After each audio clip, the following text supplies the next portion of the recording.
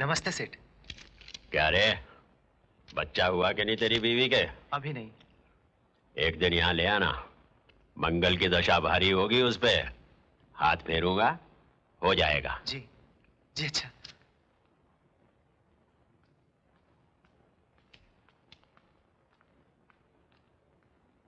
तो ये लड्डू किस खुशी में बांटे जा रहे हैं?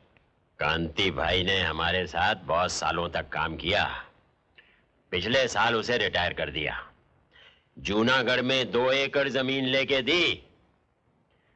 अपने बाल बच्चों के साथ खुशी खुशी वहां रह रहे हैं। चिट्ठी आई थी, पोता हुआ है। कांति भाई का पोता, हमारा पोता। हमने कहा कि इसी खुशी में लड्डू बांट दिए जाएं। ताऊ, आप बहुत बड़ी गलती कर रहे हो। लल्ला! जाओ।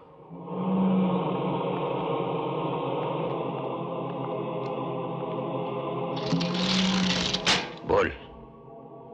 कांति भाई हमारे सब राज जानता है ताऊ, और वो हमारे लिए किसी दिन फांसी का फंदा बन सकता है।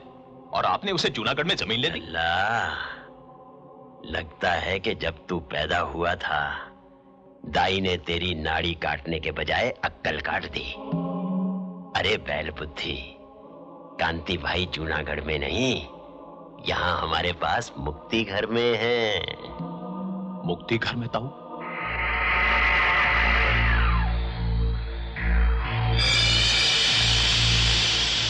ये है मुक्ति घर।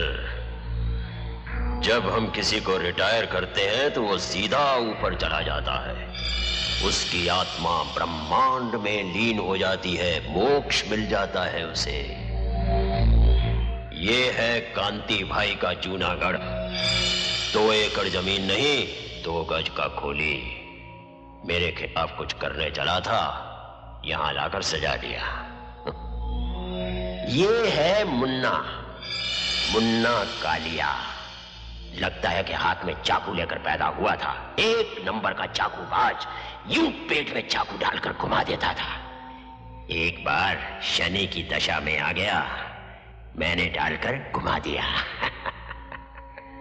ये है रमनीक लाल, वकील, कानून का आदमी। एकदम कड़क काला कोट पहनकर घूमता था। मेरे खिलाफ बहुत बड़ा मुकदमा लड़ रहा था, गाड़ी के नीचे आ गया। और ये रहा हमारा नारायण। मुंडी नहीं है, तूने ही काटी थी ना लल्ला।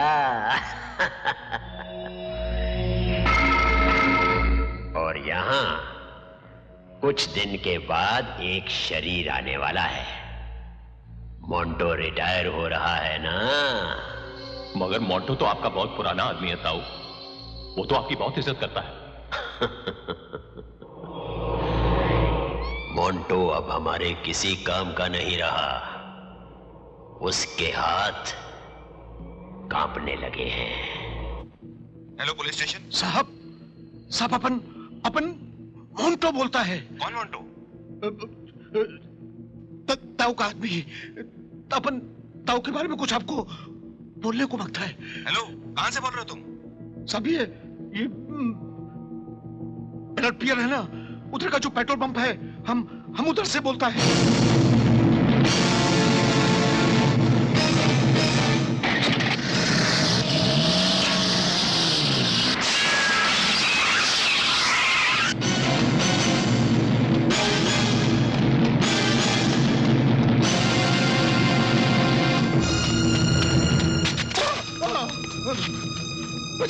बचा लो मुझको। वो लोग मुझको मार डालेंगे। प्लीज गौर से बचा लो। कुछ करो।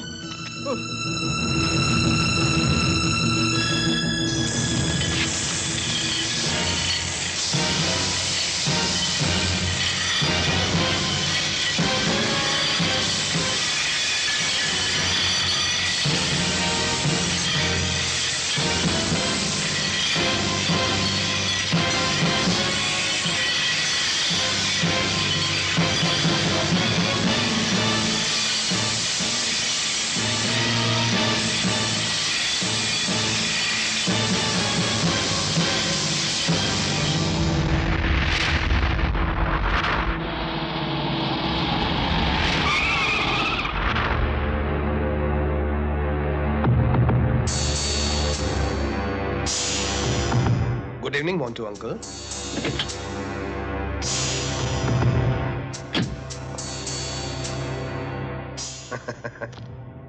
इतने साल ताऊ के साथ काम करने के बावजूद तुम ताऊ को पहचाने नहीं। खैर,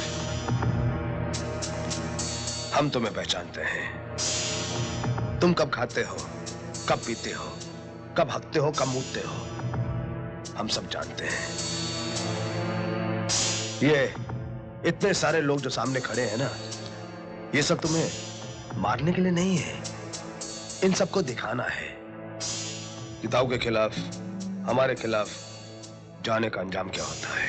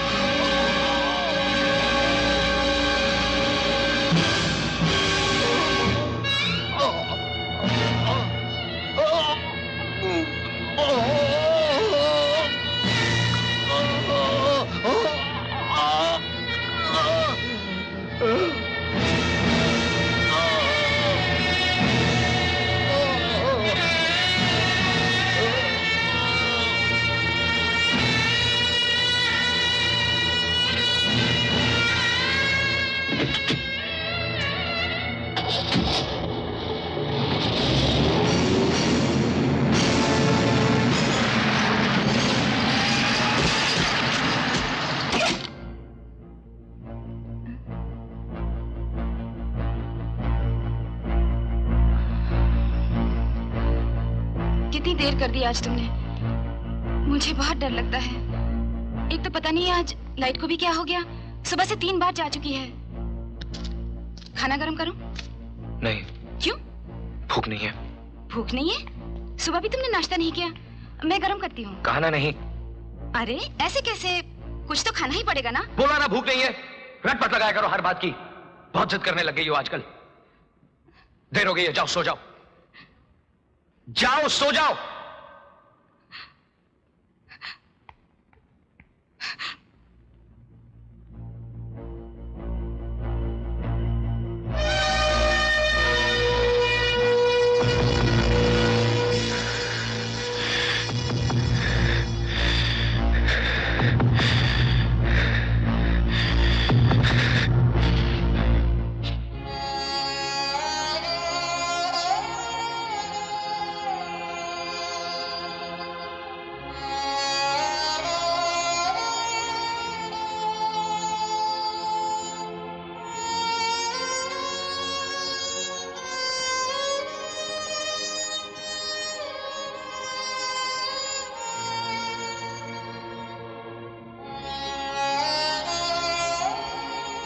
सॉरी। नो भैया, आई एम सॉरी। आप परेशान थे, मैंने आपको ज्यादा परेशान किया। क्या परेशानी है आपको? कुछ नहीं।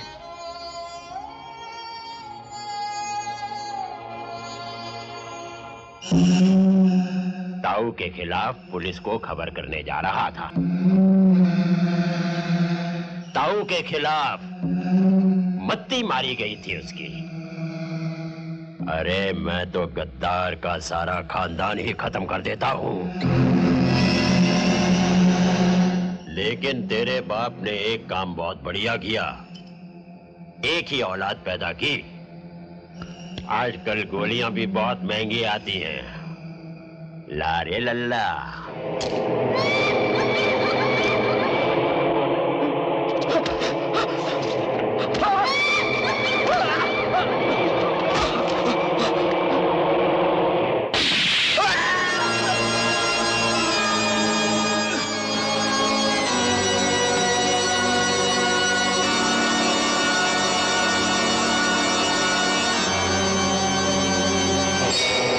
वाह प्रभु वाह, देखा 22 साल का नौजवान था, अभी जिंदगी देखी कहां थी उसने।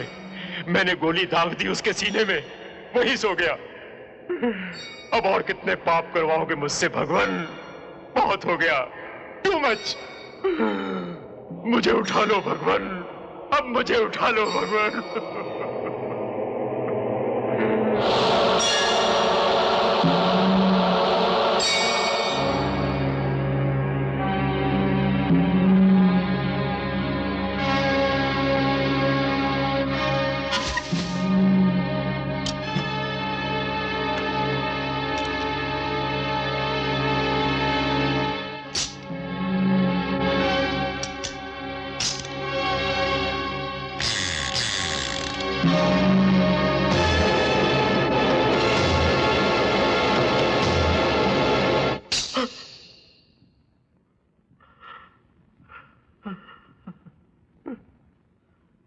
वाह प्रभु, तेरी लीला अपरंपार है।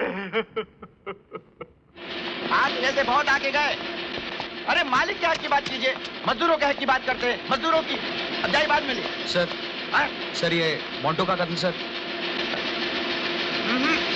सर मोंटो का एक्सीडेंट।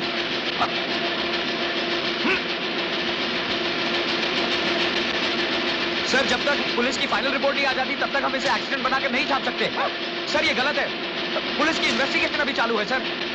क्या बता रहे हैं आप? कुछ सुनाई नहीं पड़ रहा है, कुछ समझ में नहीं आ रहा है। सर पुलिस की इन्वेस्टिगेशन मोंटो बाहर आइए, सुनाई नहीं पड़ रहा है। सर ये मोंटो जिसकी बलाट पियर में हत्या हुई, इसकी इंक्वायरी अभी तक चालू है। फिर हम इसे एक्सीडेंट कैसे बना सकते हैं? अरे भाई जो है वही दिखा रहे हैं ना। बेवड़ा था, बेवड़ा की गाड़ी के नीचे आ गया और क्या? सर ये एक्सीडेंट नहीं मर्डर है। मेरा मतलब जब तक ये इंक्वायरी चालू है तब तक हम तब से खामखा इस बात को खींचे जा रहे हैं, समझे आप? कमिश्नर देशमुख से मेरी डायरेक्ट बात हो चुकी है और आप बकवास किए जा रहे हैं। क्या मतलब? क्या मतलब? ये अखबार कौन चलाता है, मैं या आप? आप जाके अपना काम कीजिए, समझे आप?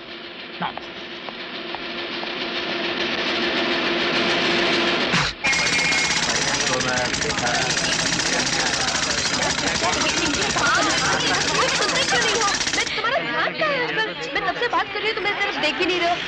कहाँ देखते रहते हो? पता नहीं, मैं भी नहीं बात करती तुमसे। जाओ। हाँ, सुनो ना, तुम सुनते क्यों नहीं हो? क्या हो गया तुम्हें? तुम कुछ बताते भी क्यों नहीं हो? आजकल देखती हूँ मुझसे उखड़े उखड़े रहते हो। यही हाल अभी रहा तो बाद में क्या होगा? I just don't understand. क्या टांगे हैं। अगर टेलर मास्टर थोड़ी सी और कंजूसी कर देता ना तो कसम से मजा ही आ जाता।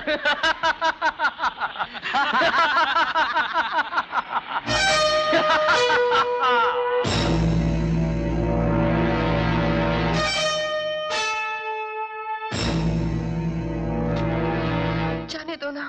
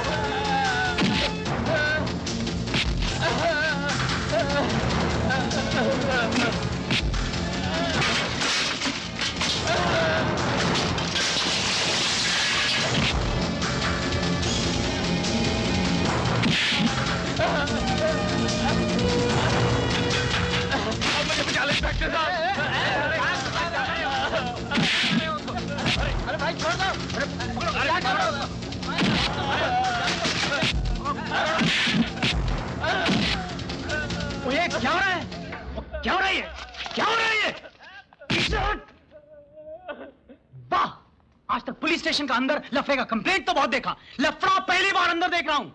क्या रे, बहुत चर्बी चढ़ी क्या तेरे को? मुझसे क्या पूछता है? उससे पूछ। पूछ अपनी औलाद से क्यों मारा मैंने उसे? तुम लोगों की मेहरबानियों की वजह से ये लोग पल रहे हैं। बंद कर दो साले को। एक बार जेल जाएगा सारी कमी निकल जाएगी। मुझे बंद करने से क्या होगा इंस्पेक्टर? होश में आ, मतलब समझ इस कुर्सी का। इस शहर में जो मौत का तांडव हो रहा है उसके जिम्मेदार तुम लोग हो। ज्यादा दिन नहीं चलेगा ये सब, सुन रहा है तू? इंस्पेक्टर साहब, उस गुंडे ने इनके साथ बदतमीजी की थी, तभी प्रशांत से उसकी हाथापाई हुई। हाँ इंस्पेक्टर साहब, उस गुंडे ने मेरे साथ बेहुदा हरकत की। देखिए, आप लोगों के कहने पे छोड़ देता हूं इसे।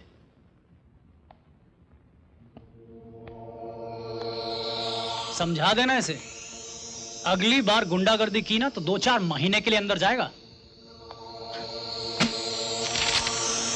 साइन कर यहां पे।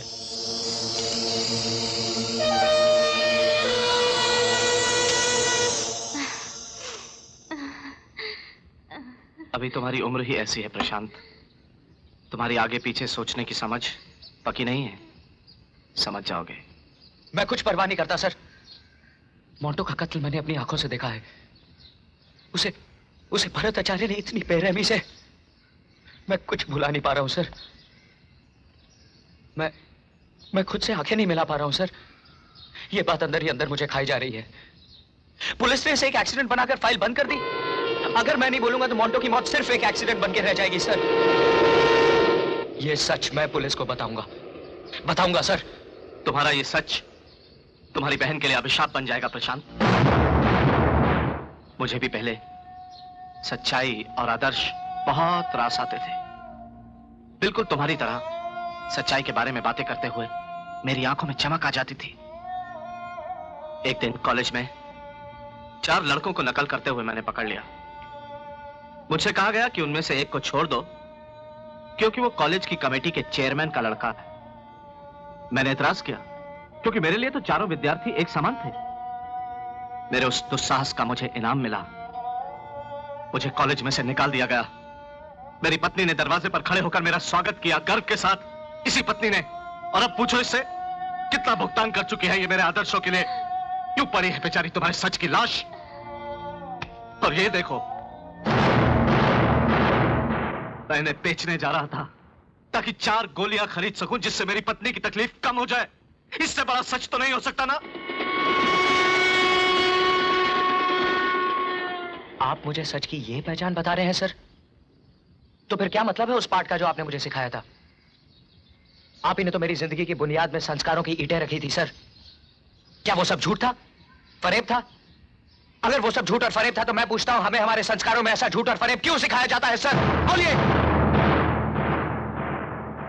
सर। आप मुझे मेरी इन आंखों से पहचानते हैं ना, तो फिर देखिए इन आंखों में, देखिए सर।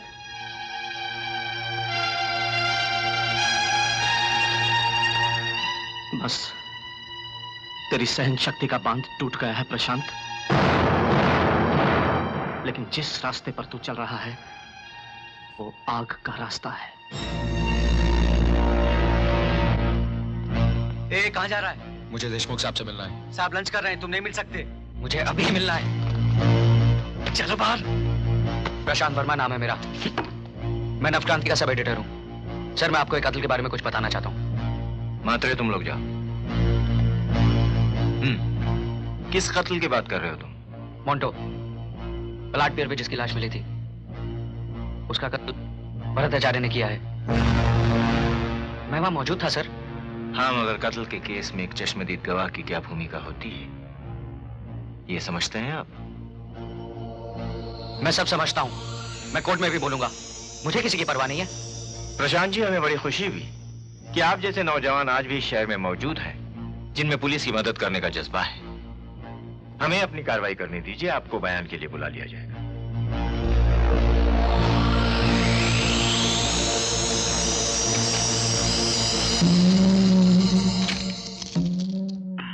ताऊ, देशमुख का फोन। हाँ देशमुख साहब जी। अरे देशमुख साहब, ये भी कोई बुरी खबर है? मैं खुद ही उसे बुलाकर बात कर लूंगा। मुझसे मिलेगा तो समझ जाएगा। क्या हुआ ताऊ? इस शहर में बेवकूफों की कमी है क्या? बेचारा प्रशांत।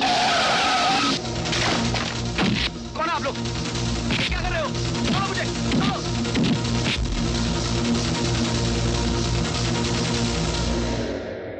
तो हमारा भाव तुम्हें नहीं जम रहा है?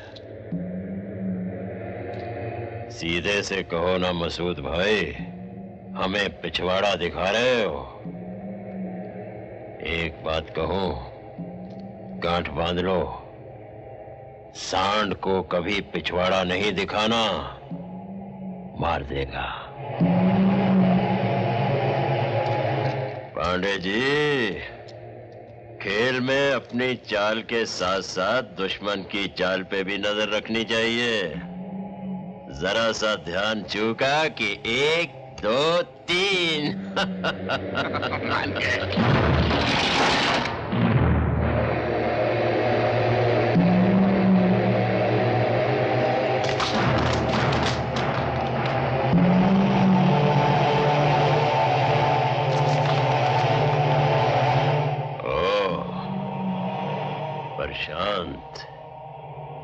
प्रशांत साहब, हाँ, कितनी उम्र होगी तुम्हारी? हाँ, 23, 24? तो उस रात तुमने मोंटो का कत्ल होते देखा? हाँ? ये शहर कुछ ठीक नहीं है प्रशांत बाबू। इतनी रात गए अकेले नहीं घूमना चाहिए।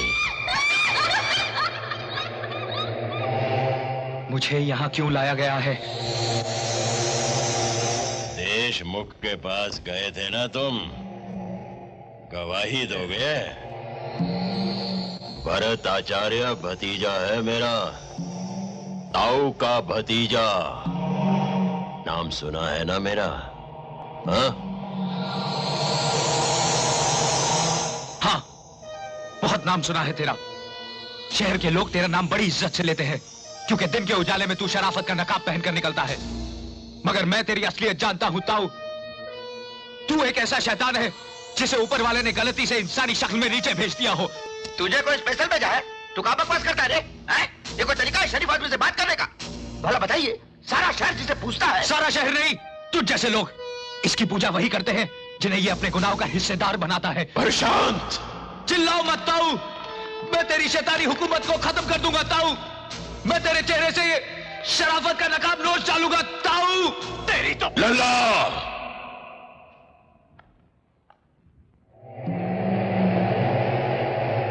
लल्ला,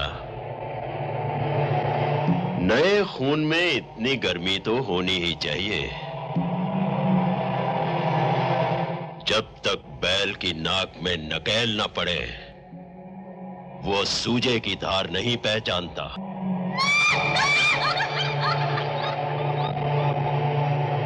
नादान छोकरे, तू अभी तक ताऊ को पहचानता नहीं। मैं इतनी ऊंचाई पर खड़ा हूं कि मुझे देखने के लिए गर्दन इतनी ऊंची उठानी पड़ती है कि रीढ़ की हड्डी टूट जाती है।